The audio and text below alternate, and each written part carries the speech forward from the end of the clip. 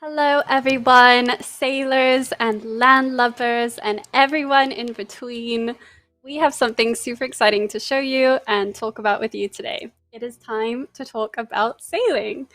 In the stream, we're going to address some of your feedback and talk about what we're going to do about it.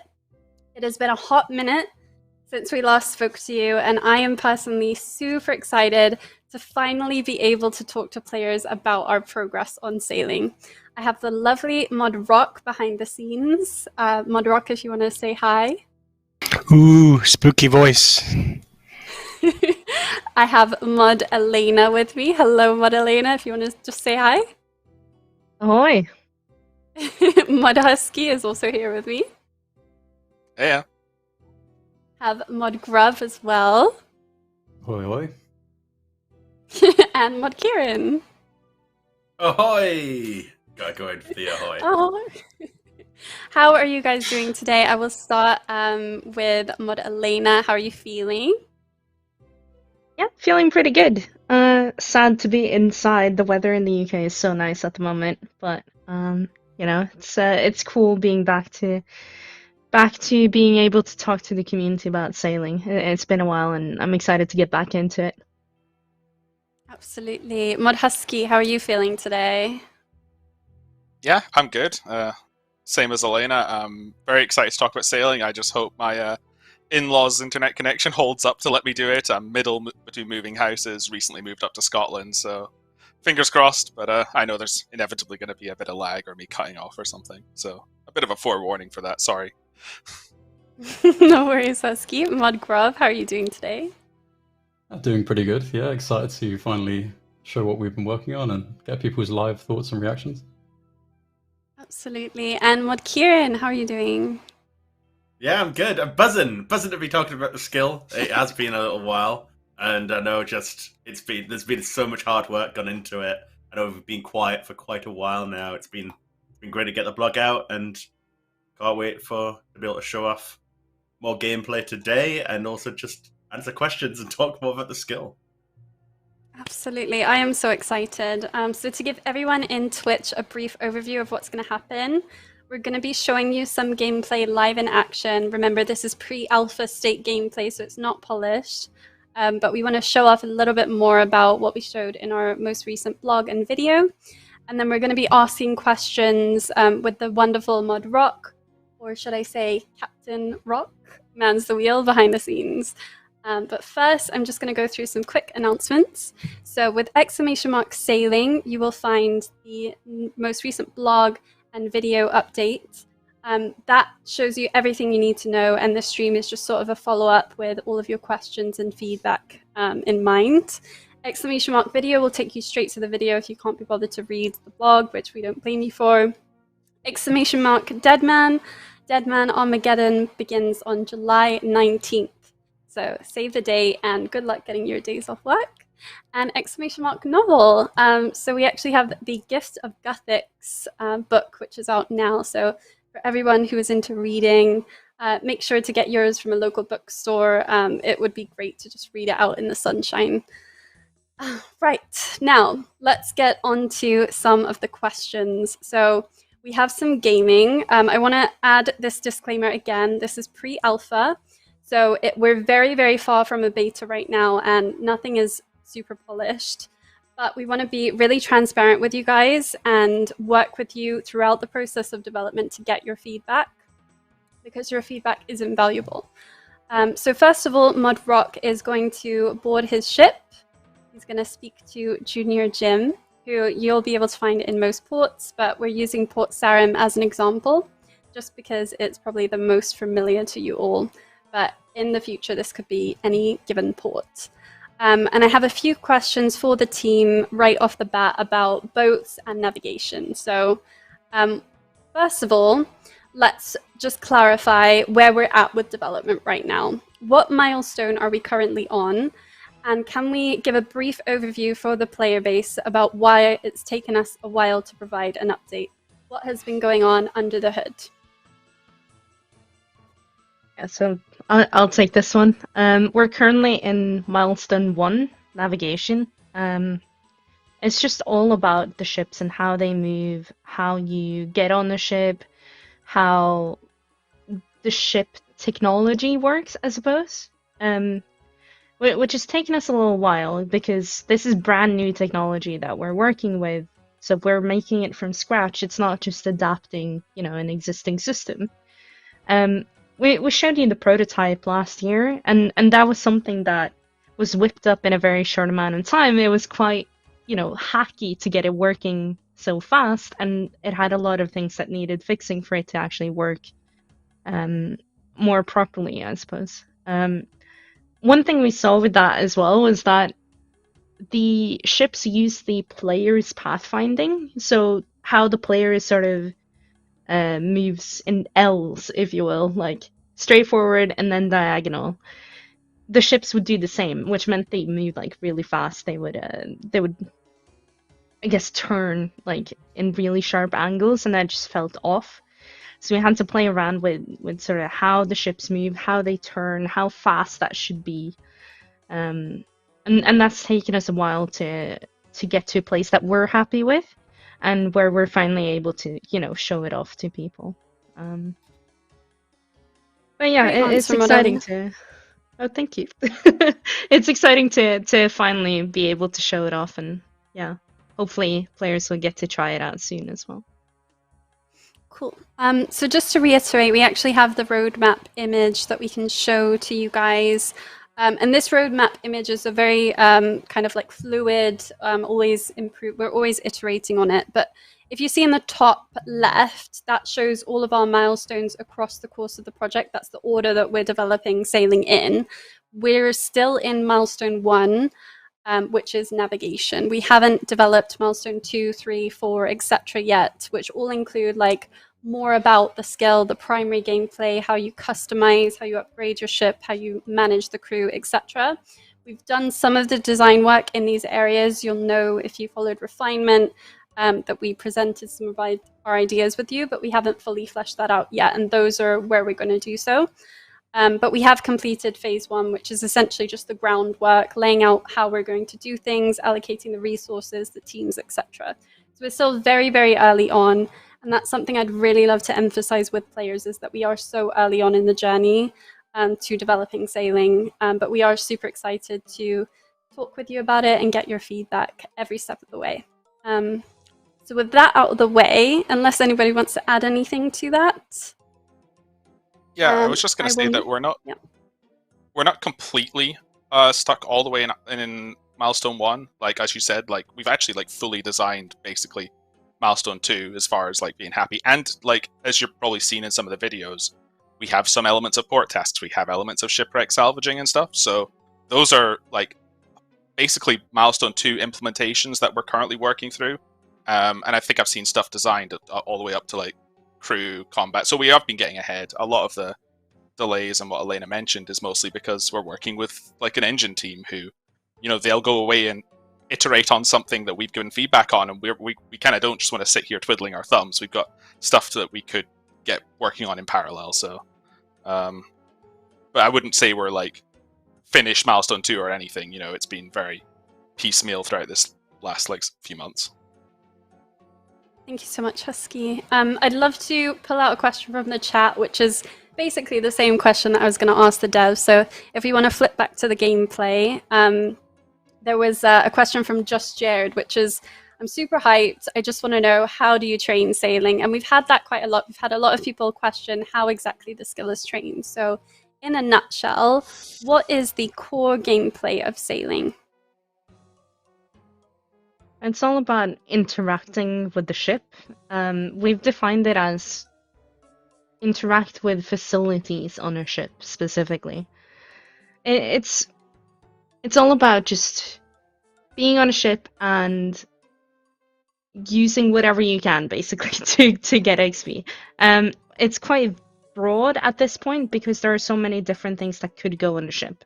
The most core to that is the sails themselves, because that's kind of what you think of when you hear sailing, is the sail.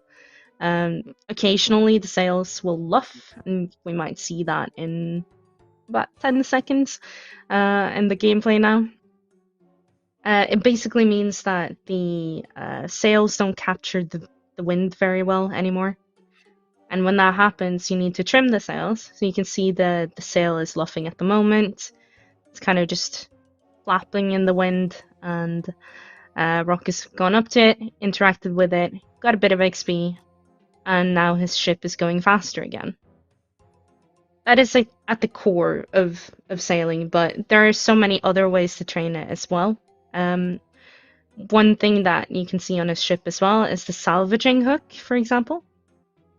He can interact with that to salvage from shipwrecks. And in the future, we have some other plans for things you can interact with, such as cannons to fight sea monsters and loads of other stuff. Perfect, thank you, Elena. You've kind of covered my next question, but I do want to speak to Husky about that because I know you had a bit more to say on it. So a lot of the feedback has been about this is that players have gotten under the impression that trimming the sails is going to be the only kind of thing that you interact with on your boat.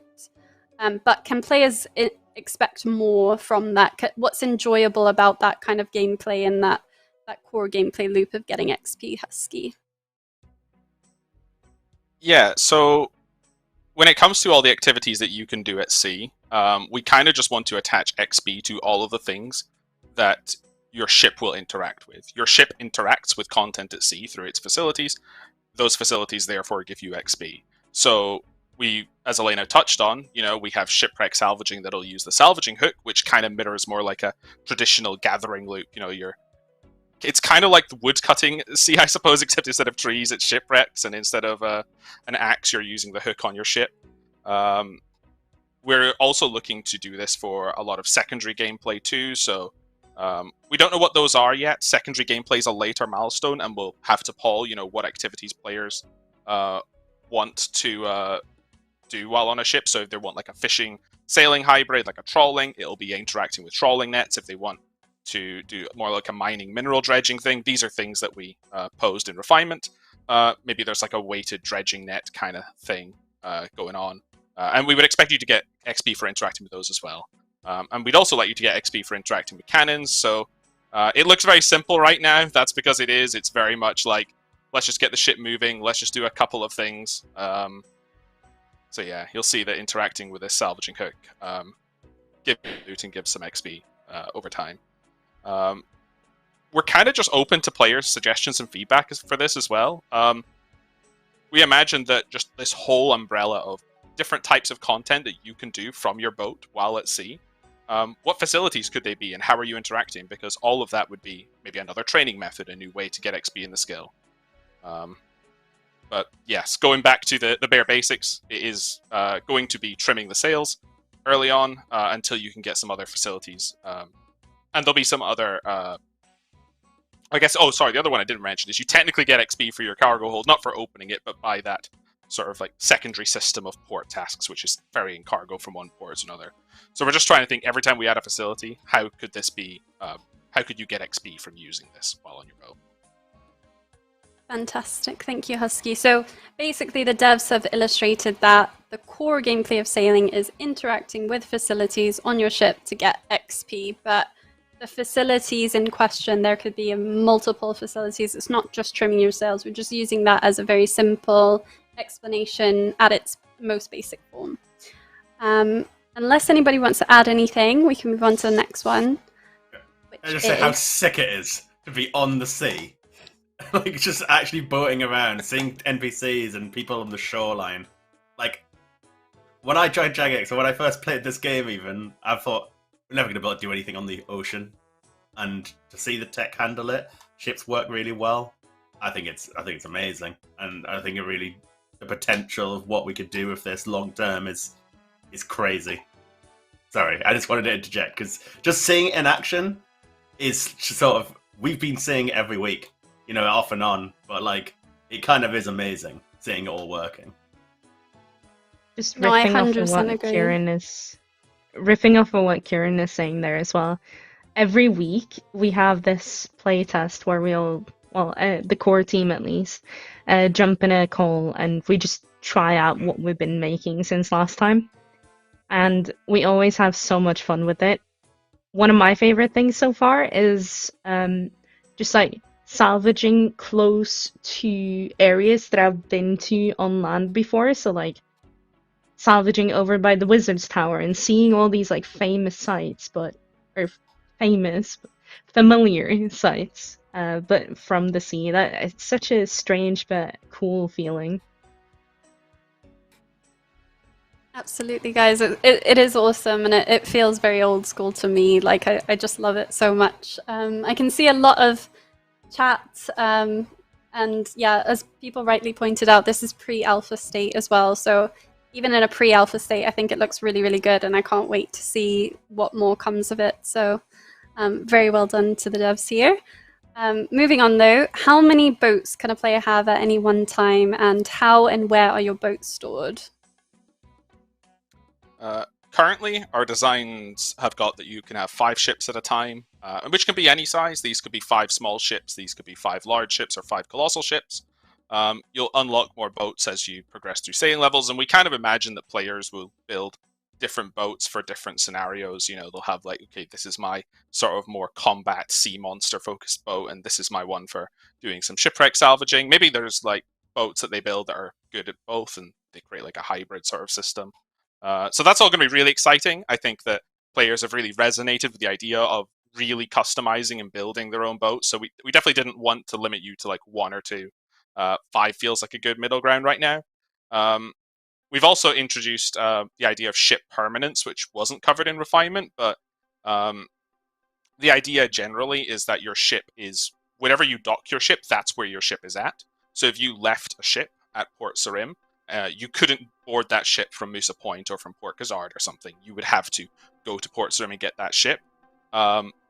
We've planned to introduce a bunch of other things to circumvent that. You know, you can either pay someone to, hey, I'm currently here, can you go get my ship for me? And there'll be this like fee for that. Or perhaps there's a magical spell that allows you to teleport your ship to a place. But this idea of like your ships are in the world where you currently left them, I think feels very grounded in the world. And it'll also justifiably means that you might want multiple ships all at once. You know, there's no point if you've only got one ship and having to remember exactly where you left it and that kind of thing. So yeah, that's currently how we've got for boats. Obviously, like, we're looking forward to feedback. I keep saying boats and ships interchangeably.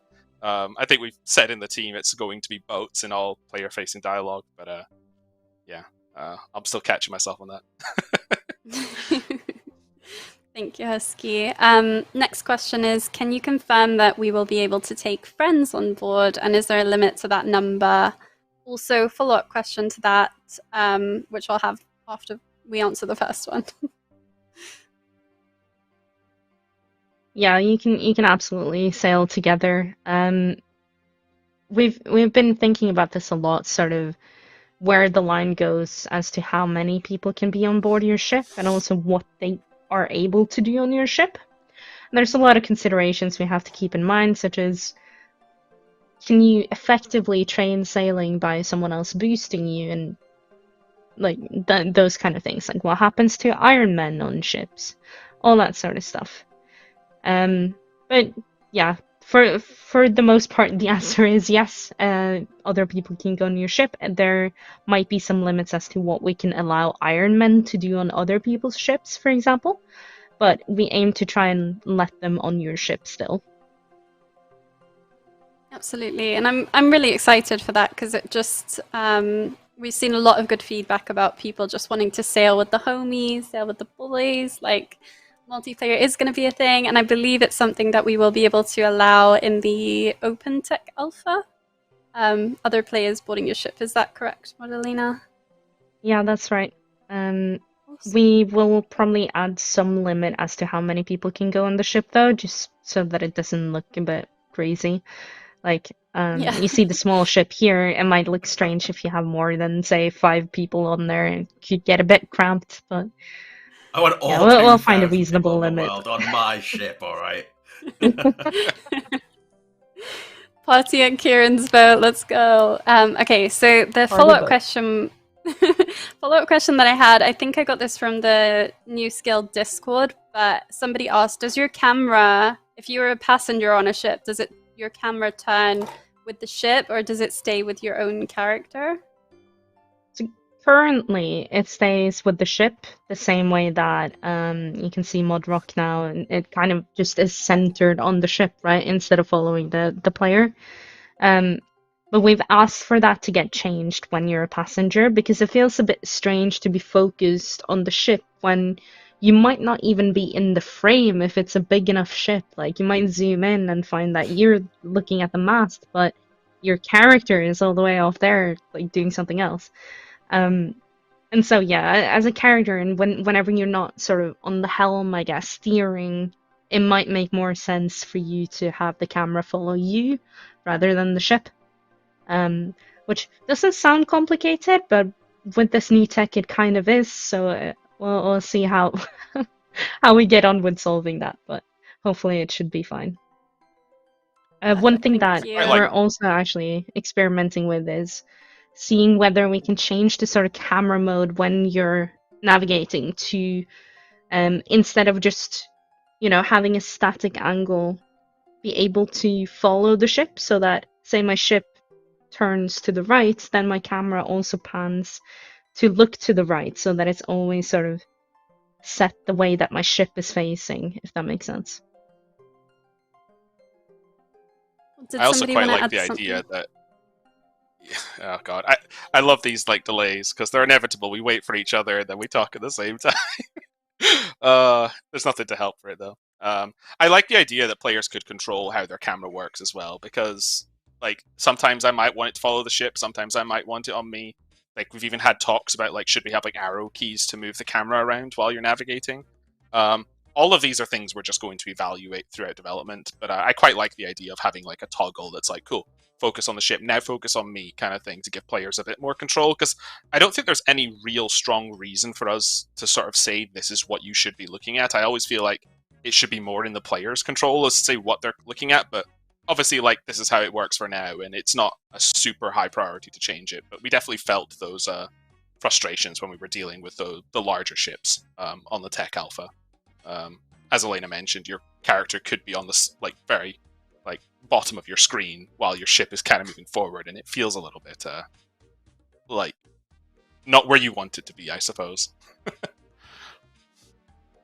Absolutely. Love seeing Tutorial Island from this angle, by the way. I saw Brock just had a drive-by past Tutorial Island, and it's really cool to see. I think that's that's still Tutorial Island, and the node would be south of here, so very cool. Oh, that was a huge thing that players asked for when we were in refinement, was like the ability to not only see Tutorial Island but potentially sail back there. We won't get into that because there's a specific reason why we can't allow people to sail back to that specific area. But anyway, we do have some questions around ship sizes, which we will ask Mod Rob in a little bit, because I know Husky, you mentioned ship size stuff.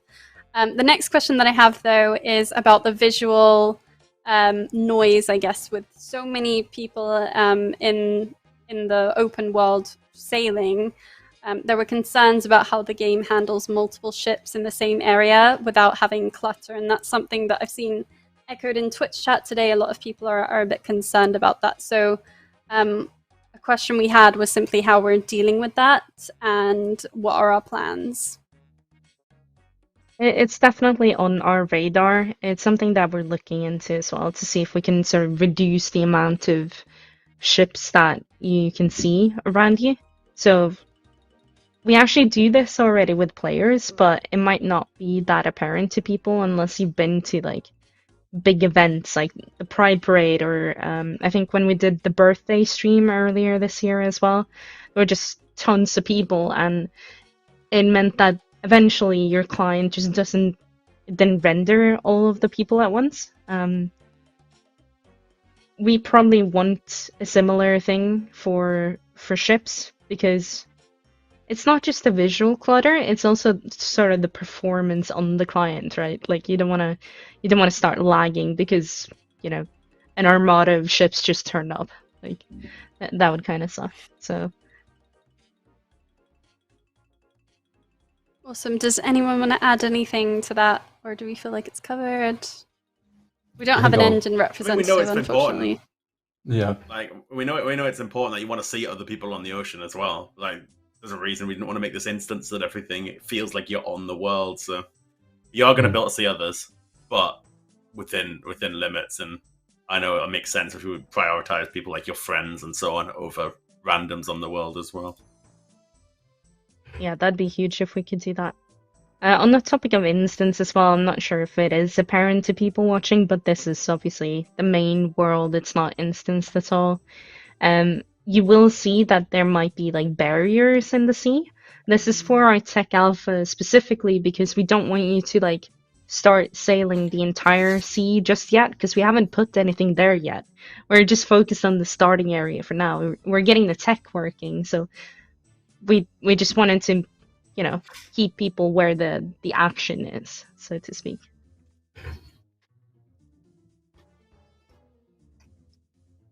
Mod Grub, did you want to add anything? Because I haven't actually asked you any questions yet, Grub, so I'm really sorry. That's okay. Yeah, I'll just jump in there quickly on the question of how many boats we can fit on a screen, just as another way to remedy that. All the ships we're using in the game currently actually are really high density. If you look at them, every plank is described, it's very high noise. If you can see on the alpha boat here, it's a lot more reduced, it's a lot simpler. So even if you're seeing a lot of boats on the screen at once, we're making efforts to make sure every boat can at least exist in the same screen as a couple others without that being kind of overwhelming on the eyes. So that's just the only small point I'll make on boat visuals for that particular question. But I know you're going to bring up more questions later on ship scale and such, so I'll tackle it deeper then. Awesome, thank you so much, Grub. The next question that I have is around navigation mode, which is essentially when you're clicking the rudder or the wheel of your ship and you're able to navigate your ship. We mentioned in the blog that once you enter it, you are locked in place while you're steering. Can we talk a little bit more about our reasoning for this and if we are open to changing it based on feedback? Did testing reveal that, you know, we had to make a change, and if so, what was that? Yeah, I can take this. So the short answer is like, yes, testing did prove that people were misclicking a lot, and especially as you, if you're kind of watching and observing how navigation works, I don't know how people are watching the gameplay. It's quite fluid as long as you're moving. As long as you're clicking in generally the direction that you're going, the ship will turn and adjust. But if you're going for like a too far behind you or too, like, essentially the ship will do like this stop and then it'll do this real slow turn. And that just feels really bad when you're misclicking, especially if you're like, this is quite a small ship, so you're clicking between like two tiles. Oh, I accidentally clicked on sort of the tile through the sea by clicking on the wall, and you get into this, oh, that's not where I wanted to go. So misclicks are just terrible, right? People don't like what happens. And you could just turn around and say, like, get good. But that doesn't feel nice to the sort of opening experience of sailing. And so we've just opted for this more forgiving approach for now.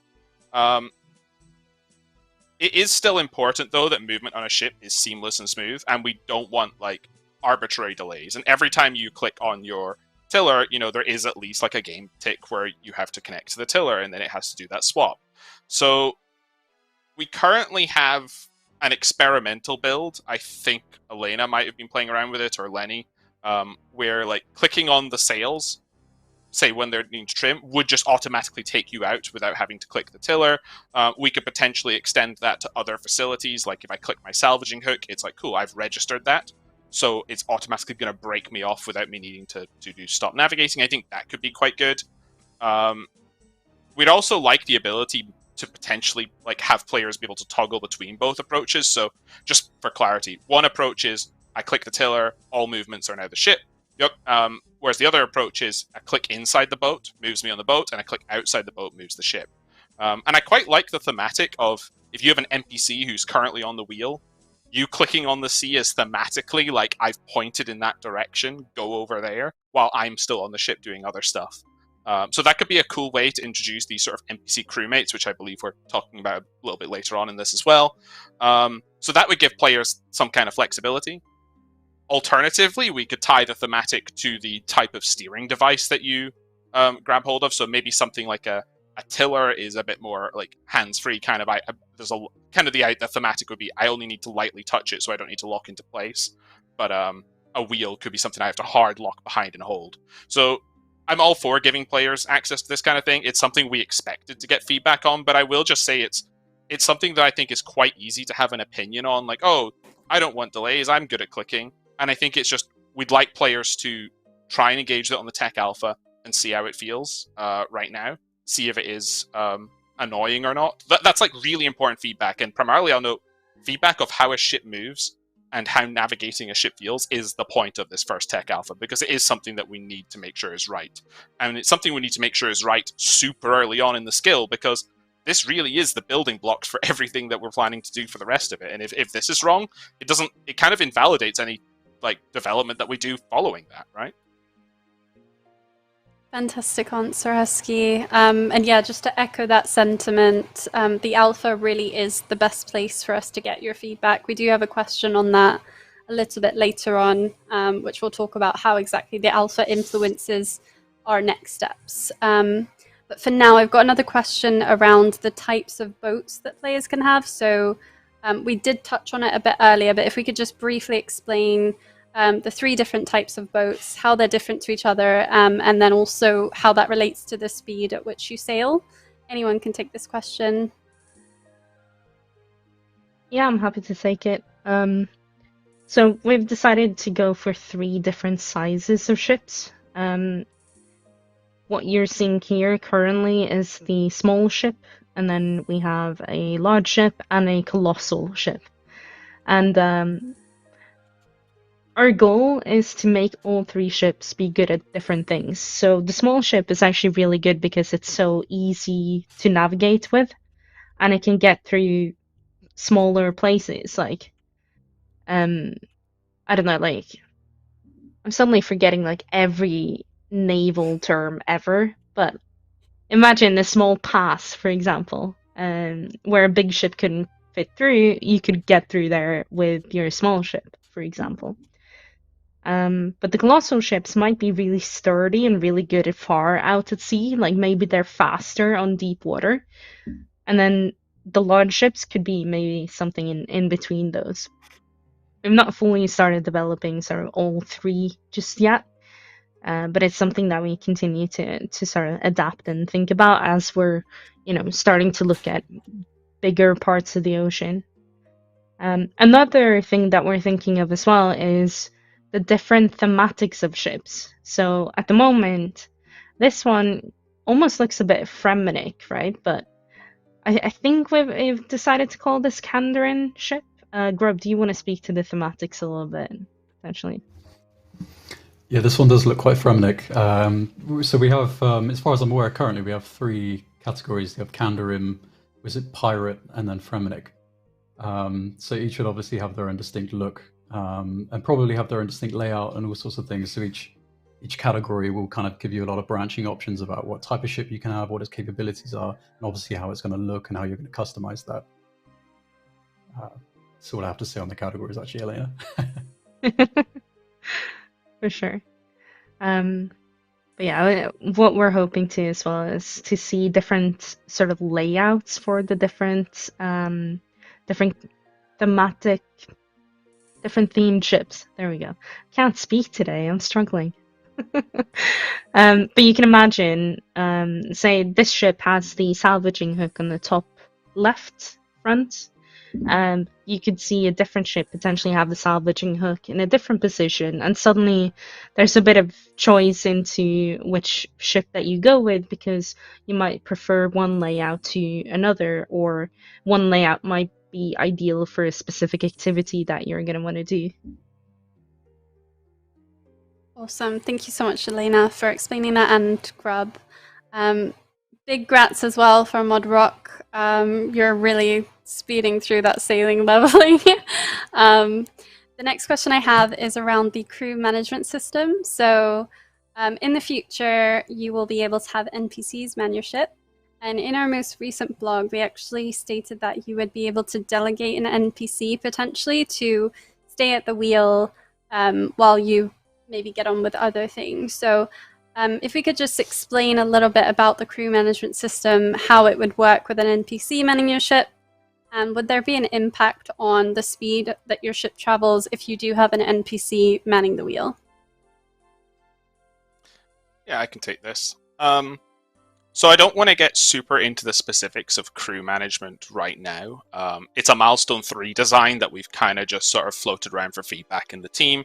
So it's hard for us to say whether an NPC will, like, exactly like how it'll work with your ship. I kind of floated the idea in the previous question where I said maybe like this is how you do sort of the click on the sea and click on the boat at the same time. But in general, I don't think I would want it to be overly punishing as far as like reducing the speed of the ship beyond what a player can do. The purpose of NPC crews as a whole is to kind of just lighten the burden of managing a ship as you go on. And we quite like the thematic that you start off, you're doing everything yourself, you're doing all this hard work, but the more experienced you become at sailing, you sort of transition more into becoming the captain of a ship as opposed to just a sailor on the vessel. So the idea that NPCs are doing stuff, it wouldn't make sense if it was all necessarily like strictly worse than you by like, you know, output, but naturally like an NPC crew is going to behave less optimally than a player. That's kind of the inevitability, right? Like if you had 5 players on a ship and they're all at peak, like tick perfect efficiency, you're probably not going to be able to get the same output with a crew.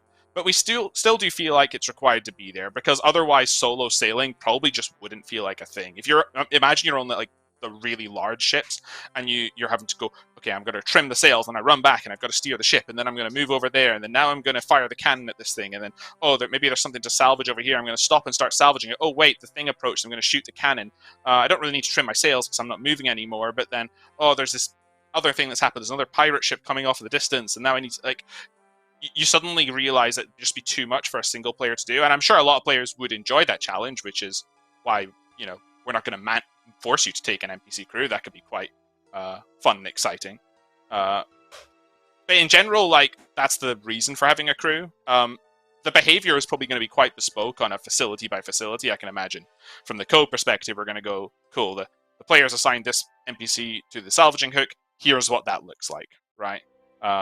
And then, okay, they've assigned it to the wheel. Here's this custom bit of code that does this. So that's kind of where we're at. I am also just generally curious to hear what players think about sort of the complexity of crew systems. So you could get really big really quickly if you said like they all have stats and levels and gear and stuff. But just the general question of should NPCs like function differently to each other or should they just all crewmates assigned to all things behave equally, I think is a good starting point to sort of float to players. Because that's kind of things that are tackled in our early designs right now. You know, should one crewmate be better suited for navigating and another one be better for cannons? And then you need to start getting into questions like, cool, well, maybe this NPC navigating has cooler, more bespoke options. Like maybe you could just tell this NPC to sail me to Musa Point and they know the journey to Musa Point. I don't know if I can code that, but I'm just floating that idea at the extreme end of like, you know, maybe we could have that sort of system, or maybe that's just overly complicated. Because we definitely want to avoid unnecessary complexity where we can with the skill, for sure. Anyway, long answer to will it be slower to have an NPC do it, but you know me. Thank you, Husky. Right, you guys can see I believe that's a colossal ship, right, on screen. And I did want to talk about the size of ships because that was a big piece of feedback that we've seen in chat and after we released the blog. So are there plans to adjust the size of ships or the distance between land masses to make navigation a bit more practical and more visually appealing? Mod Grub, I would love to go to you first for this question. So believe it or not, this one's actually a large ship. So we were penned for the alpha wow. to even go bigger than this. Obviously, Wow. we've learned a lot since then. This is now, I would argue, probably a colossal ship, and probably the biggest colossal ship we should allow. Only because of those issues we have about the camera, kind of clipping off the side of your screen, all that jazz. It just becomes a bit unwieldy. Now, it might be interesting if you have a colossal ship and all your friends together and you're having to collaborate to work together to get this thing to be optimal in something that's pretty much its own floating environment. So maybe that's fun, but we haven't really tested that yet. So in general, across the whole board, we're refactoring all these ships to be as small as possible. I do have some concepts. I don't know if you can flick them up on the screen or... Yeah, here we go. So as you can see, the current alpha ship there, if you look on the right, it's 3 tiles wide. We've now shrunk those down to 2 tiles wide. You've got your tiller, your storage, all of that in a very neat kind of compartment. What that allows us to do is actually have more natural boat dimensions, something that's actually kind of less like a bathtub or a floating bucket or something like that, and more long, you know, and boat-like. So the boats coming a bit later are going to look a lot more impressive and something you can be proud of, something you're going to be looking forward to upgrading and changing out the materials and getting, you know, the banner color, whatever it will be. It's going to be a good platform for you to work on. But currently, as we have them in the alpha, there's a lot of visual mistakes in that. So if anyone's looking to get the final sense of what it's going to be from the alpha, postpone. That's just about the feeling and the ergonomics of actually getting the ship around. But when it comes to aesthetics and the scale of the boat and other questions, you know, like how big the sails are and how annoying is it having to navigate your camera around this big sail to integrate with all the facilities on the ship. The larger ships, as we have traditionally in the ports already, they have multiple sails. So how do you build new ships but keep them integrated with this old school art style where boats have already been defined as something really particular? So we're kind of right in the meat of working all this out right now. But at the very core of that was getting the ship boat floor plan worked out perfectly. I think what we're getting at here is pretty close to something final. I'm looking forward to a later alpha or beta for you guys to actually get your hands on that and see what a more final boat is to our vision. But that's a little bit down the road yet. Thank you so much, Grav. And that's really, really exciting. And it's good to know that the team is already aware of that and working on that, because that was a huge piece of feedback that we got straight away. So it's really nice to know that. Unless anybody wants to add anything, I can move on to another question for Mod Grub. Just quickly It's on just the really cool. moving land masses and stuff. We're going to try and not move any land masses to the best of our ability. One thing that we do want to do is move Temporos slightly south, like about a map square or so. And we'll go a bit deeper into why that is in a future blog, I believe. We just think it would be better for the opening game experience for sailing. But largely, we'd like to keep things where they are if possible and rather adapt our ships to fit the existing world instead. Absolutely. Husky, did you want to add something? Yeah, I was just going to say that I think it's really cool how, you know, we were preparing this for the tech alpha, we're playing around with it, and we're like, oh, God, these ships are a little bit big still. And then we go to art, and we're like, hey, do you guys feel the same? Like, yeah, we feel the same too. And it's like, well, instead of, you know, redoing all this and trying to get the perfect polished tech alpha, which, you know, the whole point is that it's supposed to be rough around the edges, was like, let's put this out to players, see if they agree with us. Maybe we were wrong. Maybe players really love how big these ships are. And then first thing players are saying is, God, they feel a bit big. I think, you know, should start off a bit smaller, or maybe this shouldn't be a large, this should be colossal. And the fact it lines up with our feedback is just like, generally, I think quite good, because it means that we were thinking along the right lines anyway. Absolutely. Echoing that point as well, though, I'm excited for the alpha. Even if it's not like perfect, it's still going to be a really, really good, handy way of getting your feedback. Right, I have to hurry us along a little bit. So, ModGrub, I have another question for you. This is a very popular one. Is the water going to be getting any updated visuals with sailing? So, I hope so. I'm currently pushing for it. It's an extremely expensive job if you imagine the land mass of the ocean. If we did something, say, this is what I personally would like, and no promises, but we should have transparent water at least. So if you're in a shallow area, and it's a clear day, you can see a coral reef under you, some ruins maybe that lead to a dungeon somewhere. Maybe we have some kind of mechanic of an NPC that swims underwater and then pops up randomly, and you can see all that. There's so much that we could get if we had transparent water. But I can already hear the art team that aren't part of this call cringing, because it is a tremendous artwork, also technically. So that's we have aspirations. We're still in the early days. Obviously, we're in alpha, so things like what the water's going to look like is very much a kind of more of a polish than a kind of foundational question. But for sure, there's aspirations there. I think whatever we do, we and I'd be curious to hear what people think about this, either in the chat or hit me up on Twitter. This texture is considered by some to be one of the relics of old school RuneScape, and maybe that means we shouldn't touch it. I would argue that if your whole sailing experience is going to be looking at this tiling texture, it was never meant to be a play space in the first place. Now we're making it a play space. it does deserve something. I don't think we can just leave it as is. But I can't give any absolute answers on that, apart from there's an aspiration there to make it better than what it is currently. Really good answer, Grub. I never actually thought of that, and I'm seeing some positivity, but also some hesitancy around changing something that is so iconic. So we'll definitely cross that bridge when it comes. But yeah, great answer, and thanks for addressing that. Does anybody want to add anything before you move on to another popular question around visuals? Nope. All right. So we have a question. We have a lot of just hype basically for HD. So how do our current plans for HD match up with our current plans for sailing? Is there any plans to combine the two? What are your thoughts? Bud Kieran, I'll go to you. Definitely. HD support will be implemented for sailing. It is being implemented. And HD will obviously also include some sort of water shaders or some upgraded water as well. So you will have that obviously as an option. The thing I want to say is as well, like we also realize that obviously HD will not be necessarily something every single person wants to toggle on. There will be many people using SD or whatever we end up calling it in the finished build, and they're still going to want an experience that feels good as well. I think that some of the more important things are things like that render distance. That you see the big black sky just not far away at all. Things like that being improved.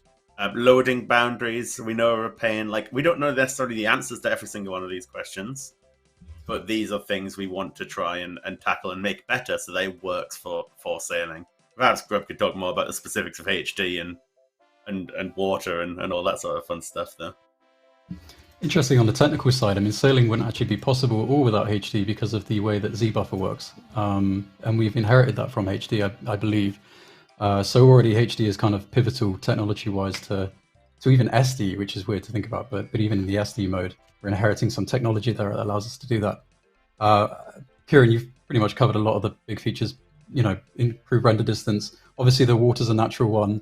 How we handle water in HD is another big topic. Because, you know, sky's the limit there. We can even, you know, I'm not saying we do what RS3's done, but RS3's water shaders are quite advanced. They're quite beautiful. We have a lot of runway there. What else? I mean, HD is also a big question mark. So there's only so much I can really say, but it opens up a lot. It opens up a lot, and the development of the two definitely is coming together. There's something that needs to be solved together. The SD HD water thing in particular is a massive area there. Unfortunately, it's kind of early days again. I can't really say anything absolute about what the prospects are for HD and sailing. Yeah. Cool. I'm just glad to see it addressed, really, because that's the first time we've really addressed it throughout the whole process of refinement. And I'm glad to give some kind of answer, even if it's non-committal, really, because I've seen so much hype for it. Right now, we're going to talk a little bit more about the link between islands and sailing. So while Rock might do a little demonstration, that is your cue, Rock. Make your way to the special island with a small boat if possible. And then I will ask the devs the question. So next question is, can you explain how islands are going to be locked behind sailing? What differentiates an island that is locked behind sailing versus an island that isn't, such as Fossil Island? Mod Husky, let's go to you. Sure. I think there's multiple factors when it comes to why an island is locked behind sailing. There's the kind of soft locking thing, which is, can I find the island? You know, like, can I actually get to that level of sea and discover its location? Maybe it's, you know, there's a map that's hidden this location. You know, maybe there's certain things you need to do. But then you start moving into hard locking. So maybe there's specifically a hazard that prevents you from docking there. Like that small island in the bottom right has all this frozen sea that, you know, is starting to damage you and your ship. Now, we don't have, you know, the ship being damaged as a feature yet, but that's the idea at least. So, you know, you would be discouraged from going there. Alternative to hard locking is, an alternative method of hard locking is perhaps you need the permission to dock there. You know, you're not going to be able to just dock at Ape at all if you haven't done the Monkey Madness quest, because why would they let a human dock on their island? It just doesn't make thematic sense. as to how this differentiates from islands players can already get to, it really is from a thematic standpoint more than anything. Obviously, like, you can come up with reasons for things to exist in a game world. But thematically, as a player, you've always been taken to islands, and that requires that NPC's knowledge and skill to get there. I think there was a whole bit about, finding Crandor. You've got, like, Ned and those really dangerous routes to get there. Or Fossil Island, I think it was a really dangerous reef, and, they had to build a ship strong enough to get there. We're really trying to lean into the exploration aspects of an MMO with sailing, and just sort of, instead of us just putting it into the narrative and story aspects of something, we're saying, hey, let's let the player actually solve these problems on the day, like on the day-to-day. Like, okay, well, I need to get from this place, and I can't because there's this creature I need to overcome, there's this sharp reef I need to get through, and then they start going, okay, well, I need a ship that meets these specifications, and that's going to be quite fun and exciting, or maybe they need to discover how to get it, because none of the options available to them to build appear to solve the problems. Then they need to start exploring and branching out, and hopefully creating this big web of, like, interconnecting content, which is kind of always the fun and exciting part of an MMO, I think, for a lot of players. So thematically, like, no longer on safe routes and that kind of stuff, and it's all about, like, tackling the dangerous things that NPCs just do not do. Thank you, Husky.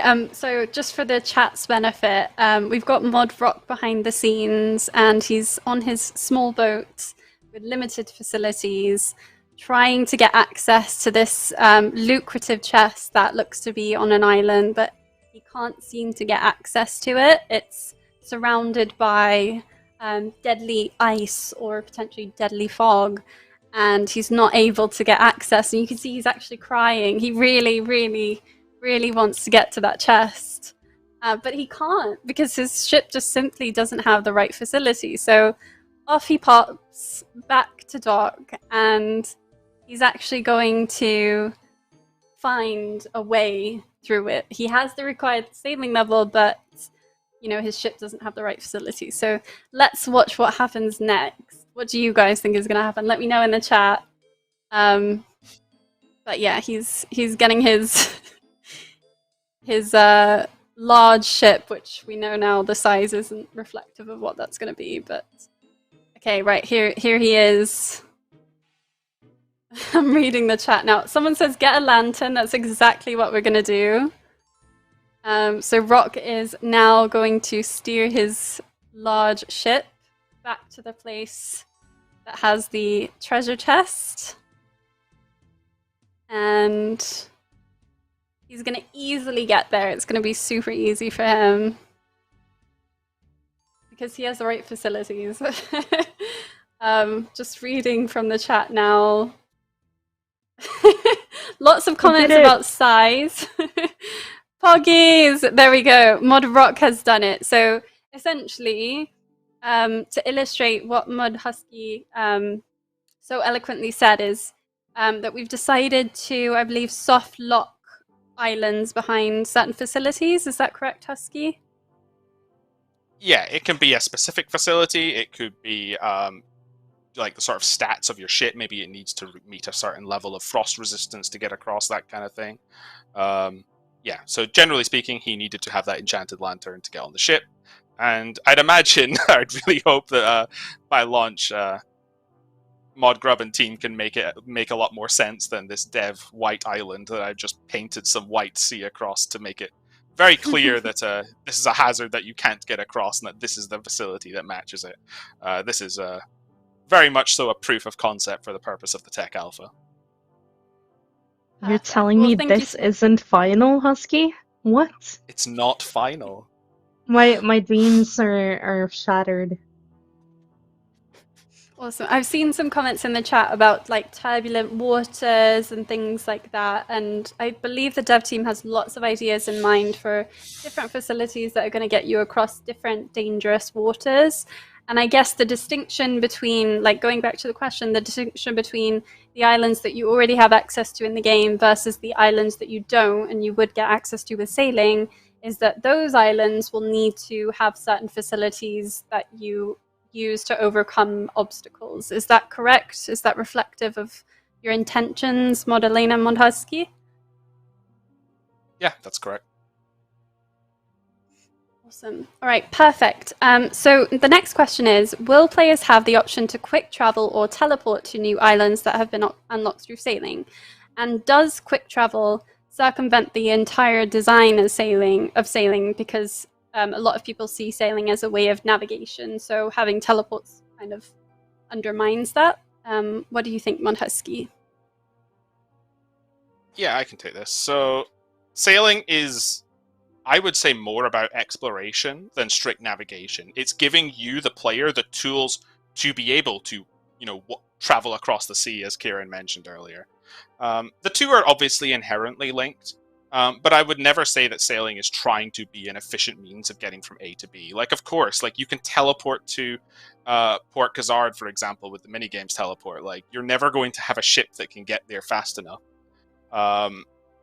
So as a result of this, like, sailing will primarily focus on giving you access to content on the sea. So I mean that not as an island, but like you have a ship, it has facilities, that those facilities can interact with things at sea, and then also like off your ship, giving you access to the islands like separately. So it's two distinct things. I think people just seem to say sailing is just A to B to go to an island, and they forget that we're really going to try and make everything on the water to be really interesting to navigate, and there's going to be things for you to do, and there's going to be activities out there and all this stuff, like, while you're still on a ship. It's not just like taking a taxi, like the current charter ships are.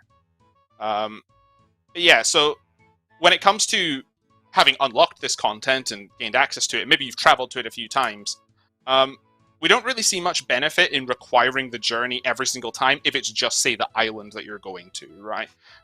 Players quite like to sit into their grind and say, okay, I'm going to sit and grind this boss for a while, and say there's a boss on island. But like, now you've got to go through all these hoops to get to this boss. At a certain point, players are going to go, right, well, I've done this 100 times. I'd just like to go and fight the boss. I've already proven I can do this. As kind of they got the sailing levels, they built the required ship, they found out how to navigate through all the obstacles and all the hazardous waters and all this stuff. Eventually it could get quite tedious. So we do like the idea of fast travel options to islands. And inherently, I think we're probably going to have this enabled for most islands and places you can go to if we introduce a spell called Teleport Me to Boat. So we love the idea that because I've introduced ship permanence earlier, your ship is at a specific location, maybe a high-level wizard can just teleport themselves to the dock that their ship is at. That could be a really cool, quick way to, one, get to your ship if you wanted to board that ship and take it elsewhere, somewhere else, but also, it's on that island perhaps for content. You maybe got a couple of ships located at different places strategically to get through it because you already overcame that challenge. Obviously, a player will still require magic to do that. That's not a given for every player of every type. So the thematic from the game world is that magic as a skill is this separate thing you need to do to enable this other thing that's sailing. And it just sort of, I think, neatly connects together. And who knows? Maybe this isn't just a spell that you just get when sailing launches. Maybe there's a cool way to unlock this new spell. So that could maybe be a focus of players if they want to do it. Find the chest at the bottom of the sea that has the ancient scroll to teleport people to a ship, right?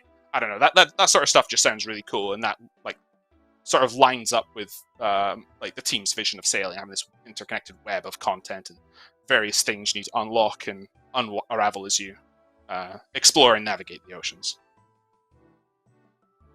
Thank you, Husky. That was really well put. Sorry, I was just confirming the live stream was okay to stick around a bit longer. I don't know if all the guests are comfortable. Are you okay staying another around half an hour? Yeah. Perfect. All right. And did anybody want to add anything? Sorry for cutting you off a bit, Husky, to that question around quick travel? Only thing I'd say is I keep thinking of Fossil Island with this sort of thing, where you sail there in the quest, given that is maybe not the sailing we want to go for here. But still, thematically, you sail there, and you don't have to sail there every time because you happen to get a teleport there eventually. And that's the sort of thing I see with islands, as well as that you discover them, and then we'll probably find you a quicker way to get there in the future.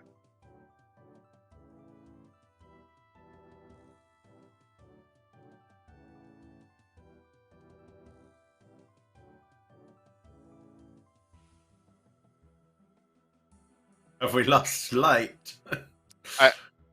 Oh, we've lost light. then. In that case.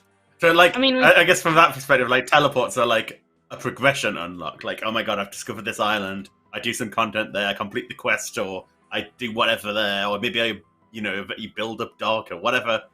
You can eventually unlock a teleport and or unlock fast travel. And to be honest, I think there's so many ways you could still take that. That could be an actual teleport. It could be perhaps you even have fast travel options with your ships once you've progressed the route. It could be done in thematic ways, I suppose. I love the idea of like you've got like a really, really like high level navigator. If we had like crews with like levels of stuff, and you're like you just go on your ship, he's on your crew, and you go take me to the location, and you just sit back in your chair, and he's the guy who like sails you personally over. Like maybe that's like what end game ends up being once you've unlocked all the things. I've also seen the suggestion come up a few times from players that if we introduce like new ores and bars and stuff and gems, like teleportation jewelry is like the standard for teleportation options. I could absolutely see like a new plethora of sailing teleport jewelry, and maybe that stuff is tradable. Like you could have a genuine reason to say I've unlocked the ability to make this and no one else can yet, and that could be quite a hype thing on launch to be the guy who's creating the jewelry to the new really like fun boss that everybody wants to fight. Yeah, I mean, we haven't necessarily explored it yet, but I've always loved the idea of having a market where you can like buy a journey from somebody and like get taken on their ship as an excursion to a place you can't get to yourself yet because you're not high enough sailing level. But these are things to explore in the future. Obviously, lights away. So we'll move forward a little bit, and I'll sort of host and maybe answer questions at the same time as we go. But I think those are most the basic questions, but like there's some more questions that have come our way since we've published the blog. We're aware, obviously, sailing is passed at 71%, which means essentially 29% of the player base have voted for not wanting it as a skill. And I'm sure many people have seen there's been a lot of comments on social media, people who don't want it, making it clear they still don't want it, and so on. When we did our poll results blog, we pledged to listen to no voters, as we want sailing to be a skill for everybody, and that hasn't changed. Not just that those who voted yes will be listened to. So we're very aware there's some mixed feelings, and we'd like to have a chance to address your feedback directly and as openly as possible. So I guess I'll start with coming to you, Elena. How do you feel about the feedback so far from the recent video and blog? Yeah, so like many of the players, I suppose, I have mixed feelings. On one hand, I'm really excited about sort of all the hype I'm seeing, and I think a lot of the yes voters are really excited to hear about sailing again, because like we established earlier, we went quiet for a while, and we're now showing you what we've got so far. But we're seeing a lot of skepticism as well, and a fair bit of like misunderstanding about some of the things that we have established that sailing is and what it isn't. Hopefully the stream has clarified a bit of that. But I guess the biggest feeling I'm left with is I now realize why most game studios, they don't really show their games this early. It's for good reason. Because when you're developing things, like from our point of view, from a dev point of view, like 99% of the time, this is what it looks like behind the scenes. Like we work with placeholders every single day. We work with unfinished parts, and most of the time, like it doesn't come together before really close to launch. So for players seeing this, obviously your point of view is going to be, oh, this looks bad, because it does, because it's not finished yet. And it's completely understandable. Like, as a player, I feel the same way. It doesn't look finished because it's not finished. What we're trying to do is sort of take the community on that journey with us and show it to you as early as possible so that we can really get your feedback in early.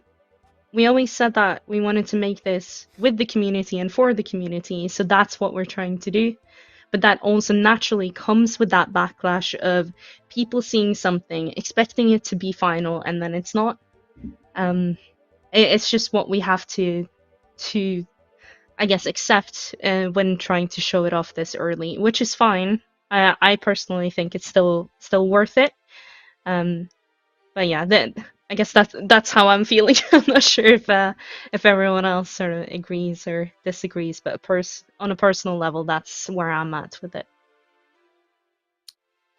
I agree with everything you've said, and I think part of it was just like, I guess this is just like a bit of the behind the scenes from us as developers. Is like, we've been wanting to come to the community with sailing updates for a while, and it's like, okay, well, what's the update? And it's like, well, we're still not quite happy with navigation. We've maybe gone back for like the 4th or 5th iteration, and we're maybe talking about things, and all of our boats still look a little bad. And it's like, okay, well, should we get at least like some level of art involved? And then it's like, well, we know that players are going to judge this to high standards, so we want to get that right. So then we spend a lot of time, developing this technical alpha, and then you suddenly realize it's been months where you haven't really come up to the players, and then expectations are going to be through the roof, right?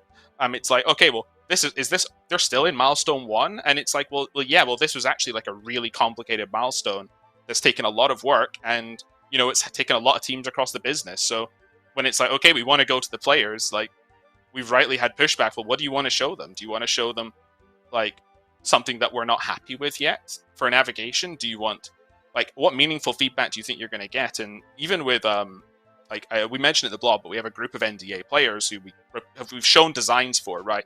And said, hey, do you like this design? Do you like that design? We didn't want to just bombard the players with more designs after we'd just gone through in refinement. We wanted to try and show the players some actual tangible gameplay. So I think there's like high expectations being part of it. And I think, like, I really can't stress enough, like, it was 160k plus players who voted in the poll.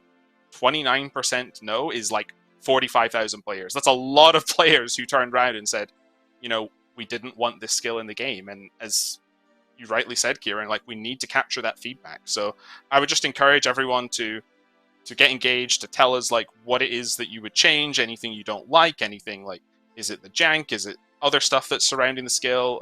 It's all very helpful for us to try and make sure that players genuinely like are going to be happy when this comes into the game, because none of us are going to be happy releasing a sailing that our players are not going to like. That would be horrific. We're all really excited behind the scenes, and we want this to be like the biggest, best launch old school RuneScape's ever had. So yeah, we've definitely got a lot of passion and desire in the team, and a lot of worry about how players are going to receive it. But I'm so glad this is in front of players now, because I think, like, I've just wanted to be super open, transparent, honest the whole time, and just be like, hey, like, we made some changes based on your feedback. It wasn't perfect. Here's like another iteration. Oh wait, more feedback? Another iteration. Like, this is what I want to be. So I'm glad we finally got here. Any thoughts to add, Greb? Yeah, I'm pretty much on the same page. I remember when sailing passed the poll, and I remember thinking outside how we're going to pull this off, and getting a migraine. It was just like, oh wow. And I appreciate the sentiment as well that this does really radically change the game in some ways. And if that's not to everyone's preference, then potentially that could be damaging. So we all carry that on our shoulders every single day when we're working on this, and we're very aware of what this is and what this could be and what this couldn't be. But the way we're working with the players, I mean, we're here on the stream today. We have people we're reaching out to all the time for feedback. We're constantly playing it ourselves. I mean, this project's so big that we've even changed internal processes. We're learning things about the bigger context of creating for old school RuneScape just in sailing. So this isn't a small thing for us. We're really putting our all into this. And I think what you see right now is it really is the technical groundwork. It's not the, hey, let's go inspire you guys and blow you away with something big like we would with a raid. We're not there yet. But I think when we do get there, we are going to blow you guys away, because I think of the groundwork that's being laid, this is potentially some of the most exciting stuff that's ever come to old school. This is the stuff that says, okay, old school, we know it for what it is. We appreciate the nostalgia, we appreciate the heritage, but can it be something beyond what we ever expected? Sailing is the first attempt. I feel like the players have really given us a chance to actually do that, to actually ask that question: can we take old school RuneScape to something it's never been before in a really radical and dramatic way? So I totally appreciate the tension. I appreciate where everyone's coming from in terms of worries about whether it is or isn't going to be great. But at the same time, I mean, we just got to push on, and this team has passion, so we're going to do it. We're going to do it regardless. We're going to make this good. Hell yeah, we are. I think To be honest, I'll go ahead to a lot of what I was saying even before the votes and everything. Old School deserves a skill update. It is old school to get new skills. The game was getting new skills every year, multiple times a year, back in 2005, 2006. We are going to make this sick. And we know we've got to get it right. And I don't want to blow smoke up our own asses too much.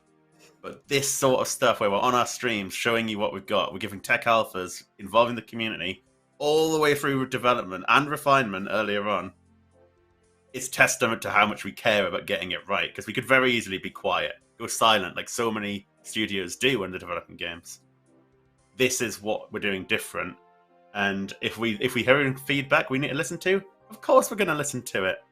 That's the key thing. We need that quality feedback that's telling us what's wrong, what do we need to listen to, what do we need to adjust, and we will adapt. There isn't a huge amount to comment on right now because it's mostly technical. You're only seeing it, you don't also get to feel it, and that'll come in time. So I'm incredibly optimistic, and I'm not surprised that across the 3 skill ideas we put out there, that sailing's the one that won. To me, it's the one with the most ambition, the most, oh my god, what can old school be in the future? How can we really take old school to the next level? So I'm buzzing for it. And I should say welcome back to Modlight as well, who internet, I believe, just disappeared. Hello, it's so good to be back and see all the positivity in chat. It's amazing. Yeah, thank you guys, and sorry for DCing. And let me just echo that sentiment. I can't agree with it more, and I'm super excited just to hear the feedback as we develop the skill. My thoughts on the feedback so far, I understand it's been mixed. I totally understand that there is concern. There's a little bit of apprehension because Old School is such a well-loved game. But I'm so grateful for the trust that you guys put in us. And I know these devs, they are amazing people. They are fantastic people, and they will not be happy to release a skill if it's not above community expectations. So we are very, very excited to get involved with your feedback and continue growing and improving with this really, really cool project. So yeah. I would love to ask the next question because I know that we've got a few more questions and our time is running out. So we've seen a lot of community support for the runner-up skill Shamanism. Do you guys have thoughts on that, and what is the current status of Shamanism? Kieran, I'll go to you. Yeah, so I mean, a lot of us like Shamanism. We liked all 3, of course. That's why you put them forward. But obviously, we see a lot of love for Shamanism as well. Currently, we expect that this can be a skill we revisit after sailing. And we're not currently working on Shamanism. We're not designing it any further. That is the plan. Obviously, should sailing go well, I'm sure like they may well be interested in another skill. So we're not sure. We're not at that road yet. But when we get there, Shamanism will be up there as something we are discussing, as an idea we know that is very well liked. Perfect. Thank you, Kieran. Unless anybody wants to add anything, I'll move on to the next question. So how is the potential split in the player base over sailing being handled? Mod Kieran, I'll go to yourself again. So, I mean, it's pretty much what we've just been saying, right? This whole process, showing the players, getting your feedback, is vital to everything we're doing. So, as we move forward, there's obviously all those milestones left. That'll be a lot more interaction at each stage to get feedback. But there's going to be surveys. We're going to get your opinions in. And we will be looking at those also on a basis of, were you a no voter? When we did the sailing vote, did you vote yes or did you vote no? And then categorizing the feedback. We are going to look at that feedback as like, because from my perspective, I'm almost like, all right, the yes voters, how many of the yes voters are liking what we've got? Are we putting any of them off? And also the no voters, how many of them are we convincing that, no, actually, I quite like this? And so there's all sorts of feedback we'll be looking at. We're putting a plan together for exactly how that might happen and how we might capture your feedback in ways beyond just what you're saying on Reddit or Twitter and so on, but also surveys, opinion polls, all that kind of thing. We're working out how, and we'll have specifics in the future. Thank you, Kieran. It's definitely something being discussed for sure. Every single blog we publish, I will write up a report on how sentiment has gone. And yeah, it doesn't go amiss that we know that there are some people who are unhappy, and we're definitely working on ways that we can unite people together and calm those concerns.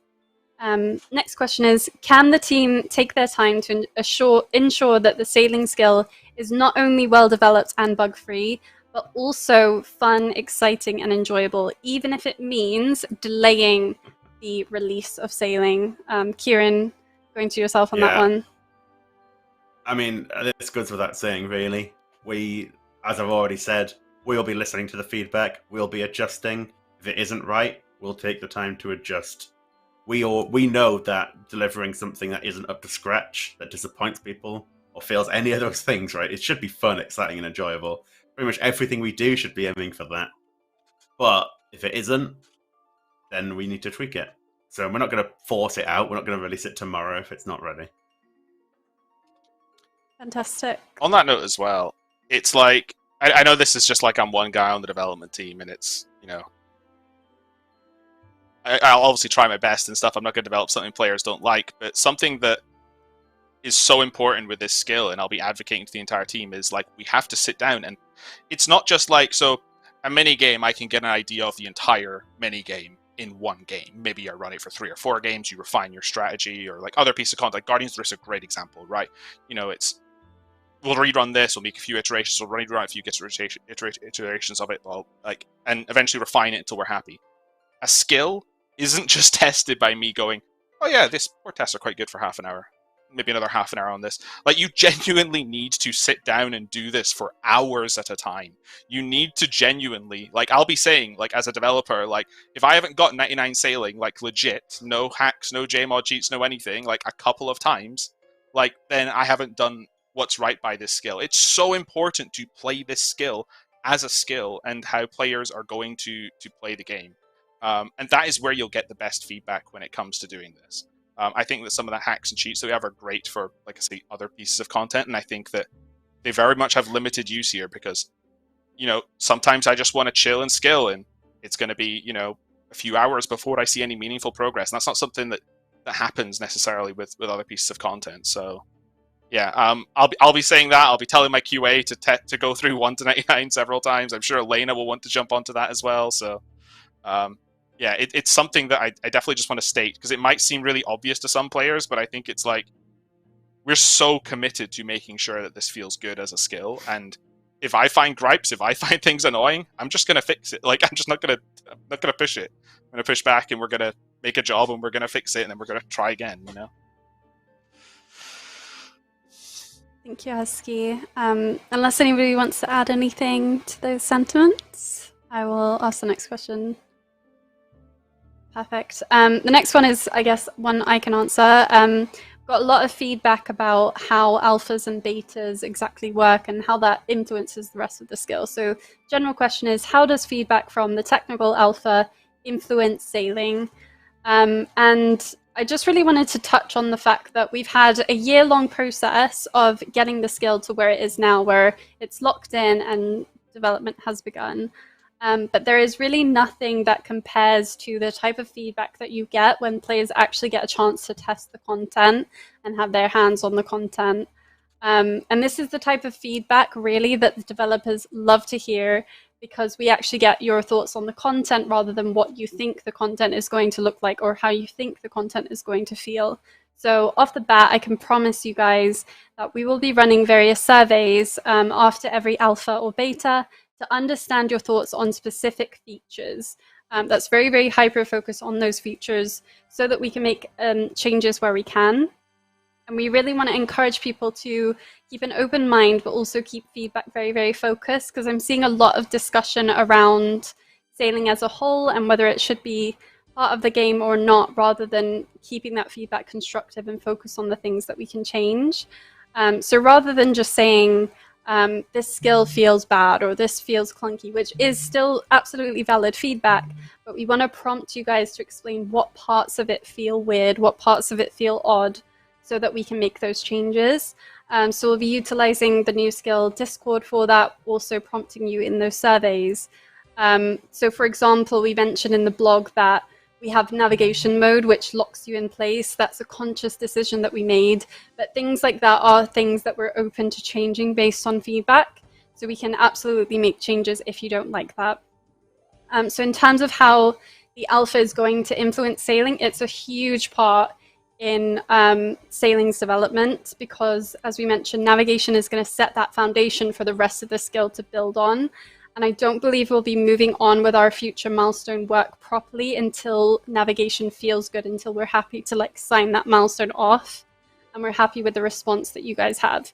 So if we do need to run another alpha, then we will definitely consider that. It all depends on the feedback that we get from that technical alpha. But I do want to keep you guys aware that this is just a technical alpha. We've called it a technical alpha. It's not going to be a beta on the whole skill. It's not going to include a lot of gameplay elements. And it's not about whether this skill necessarily feels fun yet because we haven't developed all of the primary gameplay. It's more about the technical side of things. So we want to make sure that you're happy with that. Unless anybody wants to cover anything else, I can move on to the next question. Just a quick note on that as well. When we're doing the tech alpha, most of the feedback that we're looking for is regarding sort of how you move the ship. And I know we have these gameplay methods like port tasks, like a basic version of port tasks that you can see here, and we've got shipwreck salvaging. That's kind of looking ahead a little bit. That's in the next milestone, and while we'd appreciate some feedback on it, our main focus is on how the ship feels. Like how is the turning? Is the ship too big? How's it working with other people on your ship? Are you getting better at navigating as you're going along? Does that feel good when you're getting better at it? Those kind of things are so key, and that's what we'd really love to know. And stuff like the shipwreck salvaging comes second to that because we'll be focusing more on that a bit later.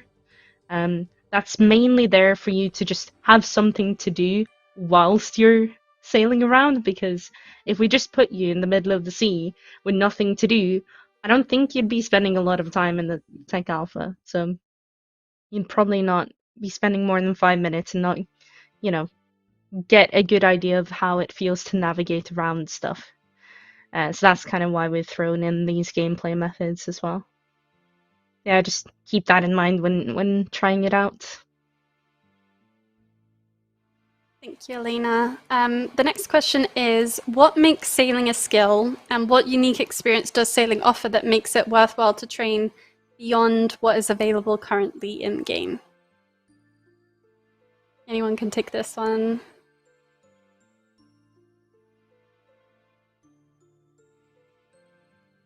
It's a big one. Certainly in a minigame. I don't think it resembles a minigame in any shape or form. I know people keep bringing it up. And I very much want to hear more specifics on that feedback as we go and people start playing it, because I think it's a long-standing thing that sailing's been compared to a minigame since we were even talking about it in 2015 the first time.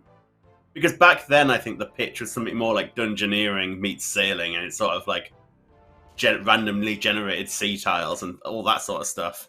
And I don't know where it exactly sits, but obviously I could see maybe in other ways, like, all right, you're using your skills like crafting, construction to build. Like, is that what people are thinking? Can port tasks be considered a minigame in of itself? Like, is GOTR, Guardians of the Rift, a minigame? Or is runecrafting a minigame? Runecrafting isn't a minigame. GOTR is part of runecrafting. Like, it is fairly complex to actually define what explicitly is minigame, what explicitly is skill. But to me, I just don't think it's a minigame in any way. You're on the base world. This is just walking, but on the ocean, essentially, to some extent, right? Way more interesting than walking. And you got a ship. It's hard. Like, sailing the ship is itself a skill. It's a skill in real life, just like fire making's a skill in real life, while walking isn't. But to me, what makes it worthwhile? Like, if you sort of write down one word, I'm like, exploration, discovery.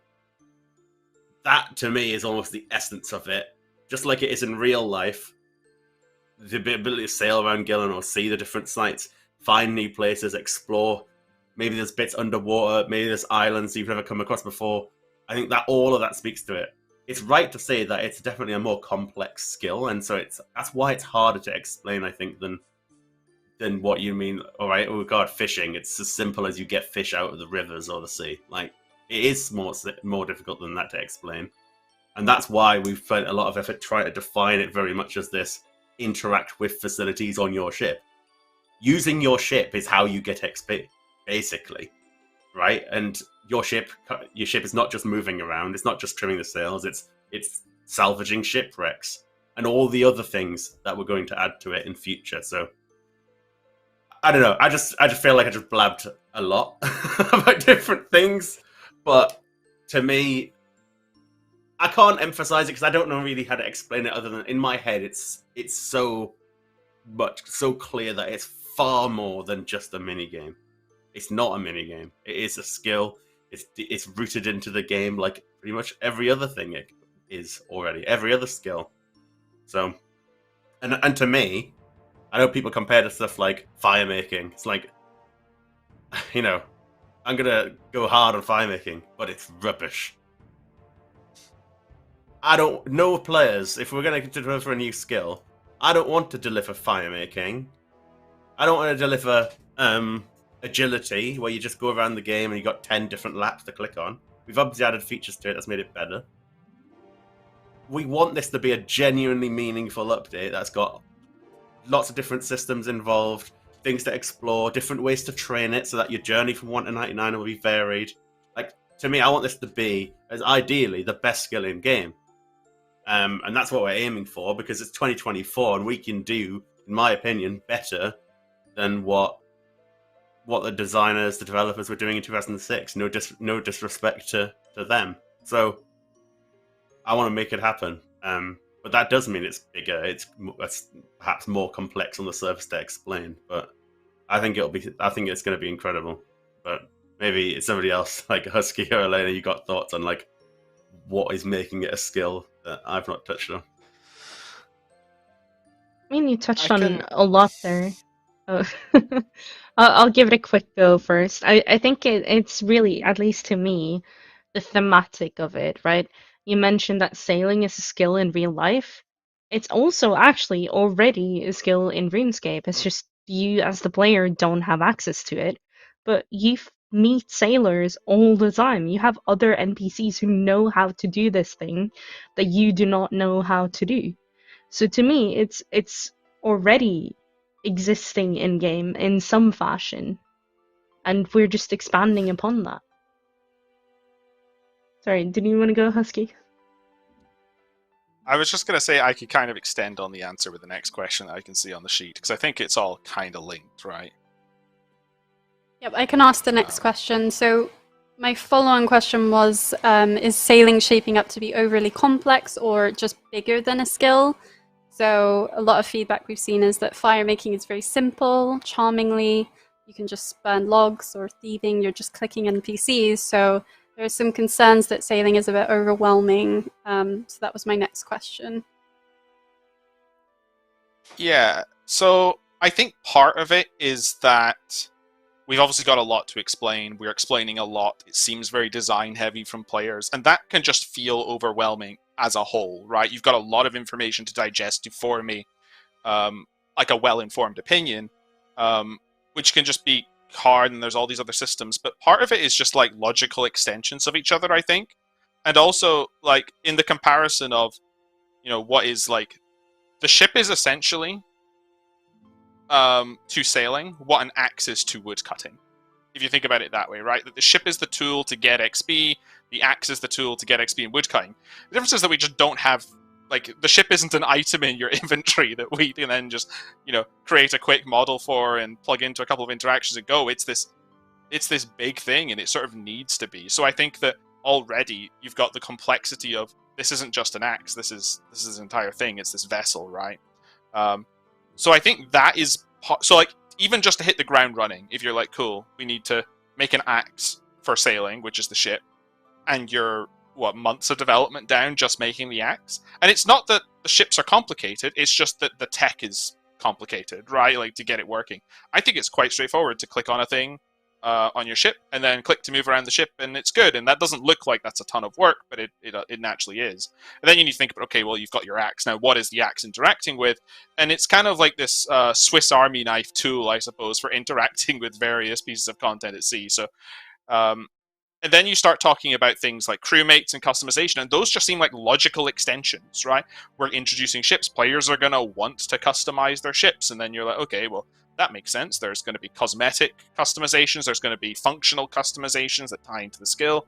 That already is like, we've never told players you can like recolor your axe, like, because that would be a really quick customization job. It's just that player expectations are higher.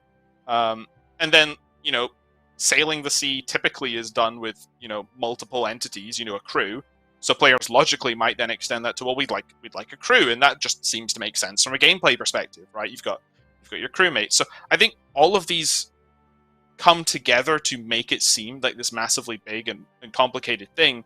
But I think the individual components really are not. We're just asking a lot of difficult, complicated questions a lot of the time because we want to be absolutely sure, like, is this how you want crewmates to work? Because crewmates could be incredibly simple, or they could be quite complicated. And that's just a case of like validating it with the players. So I think that's kind of where we're at with sailing. I think it's not overly complex, and certainly I would want players to tell us if it was overly complex. Complex and overly complex are very different things. Like, there's almost like, if it's required complexity, it's never really a problem, and if it logically follows and is easy to learn into, like, that sort of complexity is fine. If it's overly complex, if there are just so many bells and whistles that it doesn't need because we're trying to do too much at once, then I think that's also really valid feedback, because ultimately we do want something streamlined, but streamlined doesn't mean no content and cheap either. It just means cohesive, right, and makes sense. A lot of what other skills tend to have is a fast method of training it that's like intense, a slower, like more laid-back method, things you can do with friends. Like, genuinely, I think there's some pieces of content that we could introduce with Sailing's launch that would be more minigame-like, you know. If we introduced, like, this whole sea monster hunt, and you've got to use your various skills and track down the sea monster, and that isn't like an instance piece of the sea. You could say, oh, that's a mini game I'm doing on my ship, but that doesn't make the sailing skill itself a mini game. That's just one activity in there. So players have this expectations of skills have built up all of this, and we feel like we kind of need to get some way there. We don't want to finish the skill. We don't want to say this is all of sailing and there's no other sailing content. But like, we have to look and say, okay, we need to make sure that we're as a training method for various different types of players. And so suddenly we're not looking at the simple method of, I say, like, fishing, for example, just net on water. It's also, hey, like, maybe there's going to be a temperos. Maybe there's going to be a method that's more like barb fishing that's like quite intense. Maybe there's going to be a method like monkfish that's really slow. Anyway, I may be going round in circles a little bit. It's kind of a long-winded discussion, but I think that's how I think players, I think that's why players like would say this. But I feel like the answer as a developer is just to make sure it feels logical, seamless. Like, it's not, you're not jumping from 1 plus 2 to doing logarithmic stuff, or, you know, like differentiating, and, you know, it has to be seamless, like seamlessly following on for each other to be a good skill package. Just a very quick I think note you touched on complexity there. I think the perfect amount of complexity is when it's simple to get into but hard to master. We want everyone to be able to participate in the skill, but having sort of that high ceiling for what is, you know, flawless sailing could be interesting for those who are more interested in that level of gameplay. Agreed, Elena. One thing you touched on, which I think is worth a shout out, is the fact that other skills have had years and years worth of updates and stuff that might add to it and add more complexity necessarily, but it's been in sort of bite-sized chunks for the community. Whereas with sailing, we're introducing a whole new skill, but we can't introduce it as like bare-bone content. We need to introduce it with, you know, some more gameplay involved with it. So I think that might not help when it comes to trying to sell it to the player, some of the player base, because they might find it overwhelming, like seeing all of the different primary gameplay options and things like that. That might make it feel a bit more complex than it is, but I'm really hopeful that when we get the chance to try it out in alphas and betas, we're going to see people really enjoying it and understanding that simple core gameplay loop, and then the other options for getting XP. That's what I hope, anyways. Right, we're close to time, so I have 1, 2, 3, 4 more questions to get through before the end of the stream. Next one is, sailing occasionally gets compared to minigame content. Do you think gameplay of port tasks is playing into these concerns? Mod Husky, we'll go to you. I think it might be playing into it, but I don't think port tasks are minigamey at all. It's similar in style to, say, Slayer, but it's also very much like Hunter Rumors and port tasks. It's just an additional layer on top of like what you're already doing to get XP. So I feel like it's not like, if you look at, say, the wiki minigame page, they don't list, you know, farming contracts, for example, as a minigame. It's not. It's just an extra layer on top of the skills. So yeah, it does have a bit of a system attached to it, whereas like Shipwreck Salvaging doesn't, but I think it's far too simple to be compared to a minigame. Cool. Next question is, does navigating a boat reward players for good movement and punish bad movement in a similar way to Sepulchre? So currently it does, kind of. I'm sure if those have been watching, Rock has got stuck a few times, or as I kind of mentioned earlier, like turning back, like if you click behind you, there's like this really long turn while your ship gets into position. Whereas you could, if you take the movement more gently around, you'll maybe have a bit loss of momentum, like less of a loss of momentum. So what we're kind of hoping is that like players will have that sort of like choice to, like, okay, maybe sometimes now is the time to take a slower turn. Maybe we can make that turn faster, depending on, like, some ships turn around on the spot really fast, others do it much slower. We'd like this element of skill, like where, you know, if you just genuinely, you can steer into the land right now, get stuck, and then, oh, I got caught on it, I now need to turn around. So we quite like that right now. We also think that'll play really well with the Barracuda styles gameplay, which we haven't got in this tech alpha, but is still to be developed. So yeah, currently it does. We think that's quite exciting, but obviously this is something that we directly look for feedback on in the tech alpha, see what players think of it. Awesome, thank you. Guys, ignore this clipping with land right now. Rock is just maneuvering. Next question is, how will sailing integrate with game mechanics and content without overshadowing or duplicating current methods and rewards? So I guess this one is a bit more island-oriented. I don't think a lot of at least not the gameplay that we've showed so far, has much overlap with existing content.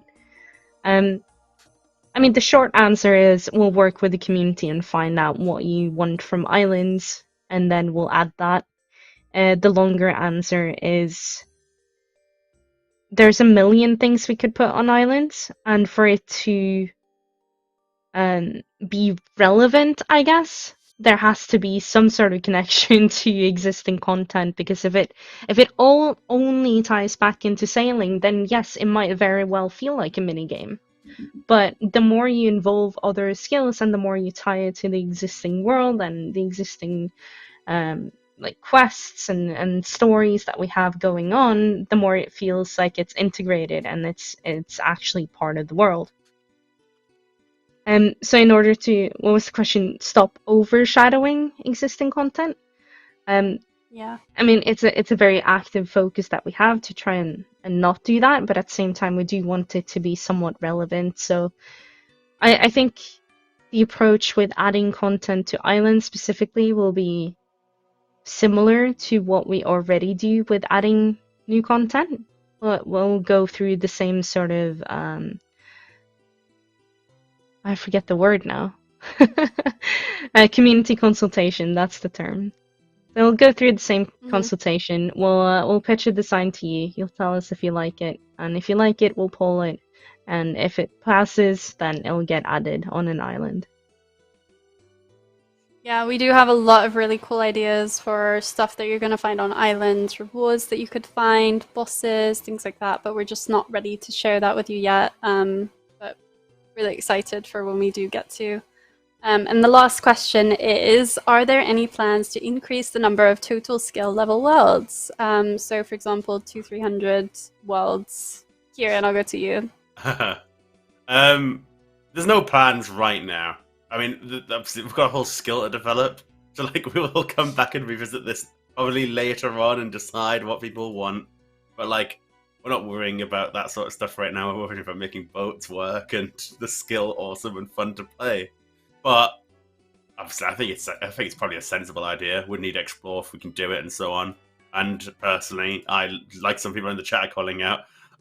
I love the idea of having a max only world, just because whoever gets sailing first will get it to themselves, and I think that's a juicy reward for that brief moment of time. That is really, really cool. Yeah, and a great motivation. All right, so that is everything that we have today, guys. I want to say a massive thank you to all of the guests on stream today, and a big apology for my disconnection earlier. Thank you so much to Mod Husky, Mod Elena, Mod Kieran, Mod Grub, and Mod Rock behind the scenes, and Mod Owly also behind the scenes. Thank you, guys. Big claps. Can I have some claps in chat for them, please? And so that is all of the questions that we have time for today. We're going to be showing the video as a final kind of goodbye to you if you guys didn't see that. We know that there are far more questions about sailing to answer. So the remaining questions that we have on this topic for now, I'm thinking of holding a Discord stage sometime, either this week or next week, whenever the devs are available. I will spam the link to the sailing Discord server while the video is running. So be sure to join for news on that, and obviously ask your questions in that Discord server because I'm checking it every day. So with that out of the way, thank you so much, chat. You were wonderful, and we will see you next time. Bye, guys.